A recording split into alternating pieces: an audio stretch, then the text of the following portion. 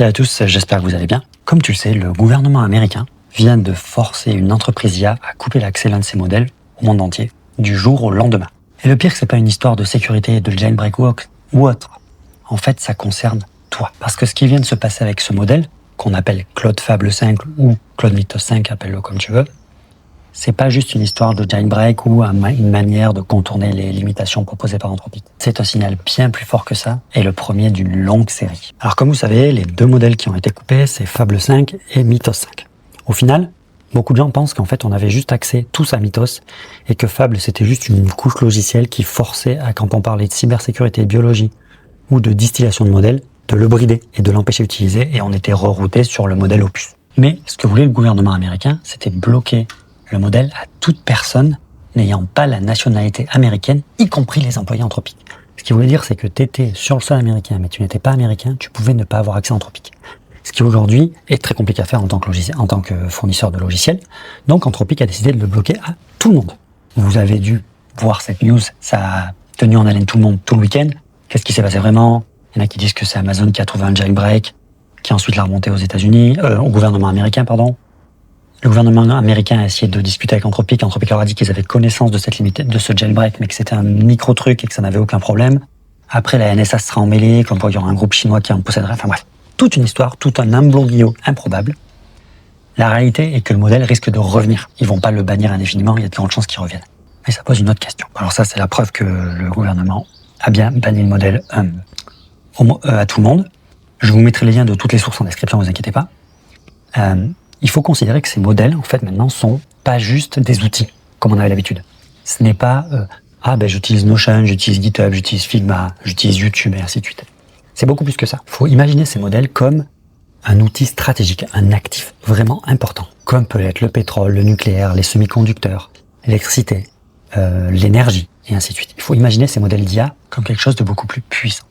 Pour ceux que ça intéresse, Arthur Mensch, le patron de Mistral, a été interviewé par la commission d'enquête de je sais plus quoi, où il donne un exemple très très parlant. En fait, les modèles d'IA, ça permet de transformer de l'électricité, de l'énergie en intelligence. Donc c'est quelque chose de hyper important. Et pouvoir le contrôler, ça devient un actif stratégique. C'est pas juste un outil comme avoir accès à Figma, GitHub, Notion ou YouTube. Donc le plus choquant avec cette annonce, c'est pas que les modèles sont trop puissants. Oui, Fable 5 est très très puissant. Pour m'être amusé avec lui pendant les 3 jours où il était disponible, on a vraiment encore franchi un cap. Mais la question, elle n'est pas là. La question est qu'en fait, aujourd'hui, les modèles sont hyper puissants, peut-être même trop puissants. On se rend compte aussi avec le temps que les gens arrivent très bien à encaisser le nouveau modèle. Il n'y a aucun souci, la société arrive bien à encaisser la sortie de nouveaux modèles. Par contre, en gros, on a un nouveau modèle tous les 3 mois, ce qui est très très très très rapide. Ça peut rajouter pas mal de failles de sécurité, bien évidemment. Surtout que les modèles sont de plus en plus puissants pour découvrir des failles de sécurité, de cybersécurité, en trouver, en exploiter, et ainsi de suite. Mais il faut aussi imaginer qu'ils servent aux personnes qui protègent ces systèmes, à les aider, à les détecter en amont pour pas que ça arrive sur les systèmes que tout le monde utilise tous les jours, ou les applications que tout le monde utilise tous les jours.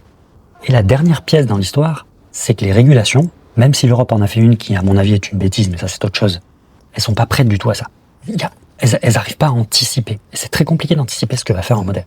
Donc aujourd'hui, ce qui s'est passé, c'est que les États américains ont décidé du jour au lendemain de bannir un modèle parce que ça va trop vite, on n'a pas le temps d'anticiper comment on fait. C'était une sécurité à court terme, mais ça ne va rien résoudre à long terme. Comme j'ai dit plus tôt, ces outils d'IA, ces IA ne sont pas que des outils, c'est beaucoup plus que ça. Moi, je les considérais plus comme de la matière première ou une puissance d'un pays. Donc si un État a accès à un modèle beaucoup plus puissant que d'autres États n'ont pas, imaginez sur le long terme ce qui risque de se passer, l'écart qui va se produire.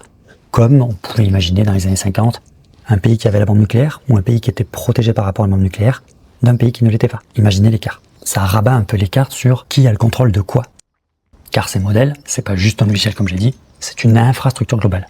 Parce que pour pouvoir produire un modèle d'IA, il faut de l'électricité, il faut des GPU, il faut des data centers, et ainsi de suite. C'est pas juste, on va faire notre propre modèle. Donc si tu n'es pas américain, le problème que ça t'amène aujourd'hui, c'est que si tu dépends d'un seul modèle ou d'un seul provider, comme pourrait être Anthropic par exemple, si tu dépends que de Fable 5, il est plus disponible, tu fais quoi? En fait, t'es bloqué, parce que t'as qu'une seule dépendance, t'es complètement bloqué, tu perds ton avantage en l'espace d'une nuit, ou en l'espace de quelques minutes, et tu n'as pas de système. Tu as juste une liste. Donc imagine demain, Claude est banni, GPT est banni, Gemini est banni, Mistral l'est pour d'autres pays, mais pas forcément pour la France, DeepSeek et ainsi de suite.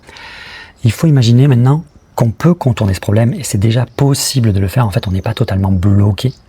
Il faut savoir pas travailler avec un seul modèle, mais travailler avec une couche de modèles. En gros, comprendre comment ils marchent et arriver à les interchanger aussi facilement que débrancher et rebrancher une prise. Et aujourd'hui, tous les outils existent pour le faire parce que beaucoup de modèles sont déjà très très puissants. Ils se rattrapent tous les uns les autres au final. Les modèles frontières ont peut-être 6 mois d'avance, peut-être même moins sur les autres modèles qui sont les modèles européens, chinois, les modèles open source et ainsi de suite. Donc en fait, la guerre, elle est plus sur le modèle, elle est sur l'agent, sur le workflow de travail. Donc si tu arrives à avoir un workflow de travail qui ne dépend pas que d'un provider, que d'un modèle, tu es sauvé. Pour ce qui est de la partie technique, si vous voulez savoir comment mettre en place, il existe un site qui s'appelle OpenRouter qui permet largement de le mettre en place. En fait, tu lui donnes une clé d'API et il te permet de switcher de modèle comme tu veux.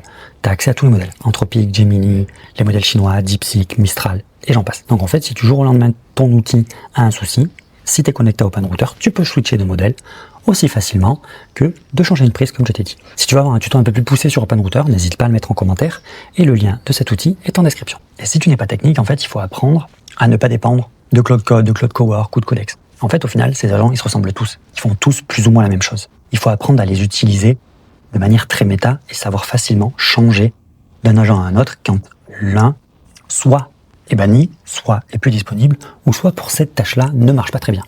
Et pour ça, en fait, il y a une manière très simple, c'est apprendre, faire en sorte que ton workflow de travail ne dépende pas d'un agent, mais dépende vraiment d'un système sur quelles sont les règles de base pour faire fonctionner tous ces agents et comment tu peux les utiliser à ton avantage. Les MCP, les skills, comment bien gérer son contexte, comment bien partager la mémoire, et ainsi de suite. Et si tu veux savoir comment bien le faire, tu trouveras un lien en description qui te permet de rejoindre un workshop que je propose qui s'appelle Agentic AI System et qui t'aide à comprendre tout cela. Un petit cours interactif de 3 heures où à la sortie tu sauras comment utiliser tout ça facilement et ne pas forcément dépendre spécifiquement de Cloud Code, de Cloud Cowork ou de Codex. Et un petit dernier mot pour la fin. La réalité c'est j'espère que Fable va revenir parce que c'était vraiment un super modèle ou du moins un concurrent de Fable va sortir. En tout cas, j'espère que cette vidéo t'a plu. Si c'est le cas, like, partage, abonnement, ça fait toujours plaisir. À la prochaine. Tchuss tout le monde.